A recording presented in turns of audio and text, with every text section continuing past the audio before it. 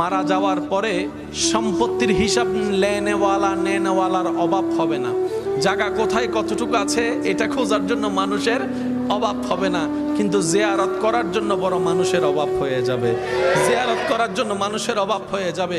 স্মরণ রাখবেই না, ব্যস্ততা এত বেশি, দুনিয়ার ব্যস্ততা এত কঠিন ব্যস্ততা যে মনে রাখার ইচ্ছা থাকলেও সময় সুযোগ হয় না। অন্তত একজন আলেম হলে নামাজে 5 ওয়াক্তে 5 বার রবের দরবারে যখনই ভিক্ষার হাতটা তুলবে, মার নামটুকু একবার বলবে, বাবার নামটুকু একবার বলবে, রব্বির হামহুমা কামা রব্বায়ানি সগীরা একবার হলো বলবে। অন্য প্রফেশনে যারা আছে তারা মা বাবার জন্য দোয়া করে না, বিষয়টা আমি তা বলছি না।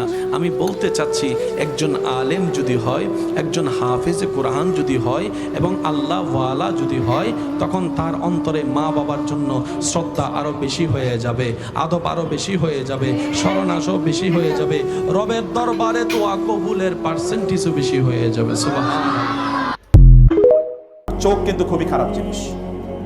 চোখ কিন্তু সবার দিকে যায়, মায়ের দিকেও যায়, মেয়ের দিকেও যায়। ভাইয়েরা, চোখকে নিয়ন্ত্রণ করা, এই জন্য আল্লাহ তাআলা বললেন মুমিনিনা, মহিলাদের চোখ এত খারাপ না। কারণ মহিলারা মানুষের চেহারা সৌন্দর্য দেখে পাগল হয় না। মহিলারা পাগল হয় কি দিয়ে? পার্সোনালিটি দিয়ে, পার্সোনালিটি, ব্যক্তিত্ব দিয়ে। এই লোকটার পার্সোনালিটি ভালো। মহিলারা চেহারা দেখে কোনোদিন পাগল হয় না। কারণ ওই যে আপনার ইউসুফ আলাইহিস সালামের কথা শুনেছেন না? ইউসুফ আলাইহিস সালামের ফিজিক্যাল বিউটি দেখে লোকেরা পাগল হয় নাই, মানে ওই মহিলা অথবা অন্যান্য নারীরা। তারা দেখেছেন ইন হাদা ইল্লা মালাকুন কারীম, লোকটা তো ফেরেশতা। ফেরেশতা মানে কি? ফেরেশতা মানে কি চেহারা সৌন্দর্য নাকি? ফেরেশতা মানে কি? ক্যারেক্টার, চরিত্র। এটা দেখি চরিত্র দিয়ে ফেরেশতার মতো চরিত্র সুন্দর। এটা ফেরেশতার মতো সুন্দর কেউ বাংলা ভাষায় বলে না, পৃথিবীর কোনো ভাষায় বলে না ফেরেশতার মতো সুন্দর, ফেরেশতার মতো চরিত্র এটা বলা হয়। তার পার্সোনালিটির লেভেলটা কি ছিল?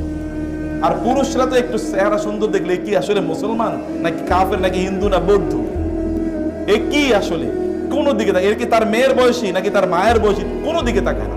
এই চেহারাটা ভালো দেখলে এরপরে কি তার দিকে তাকানো শুরু করে। এটা পুরুষদের সমস্যা। এই কারণে আল্লাহ তাআলা প্রথমেই পুরুষদেরকে বলেছেন কুল্লিল মুমিনিনা ইয়াগুদ্দু মিন আবসারিহিম।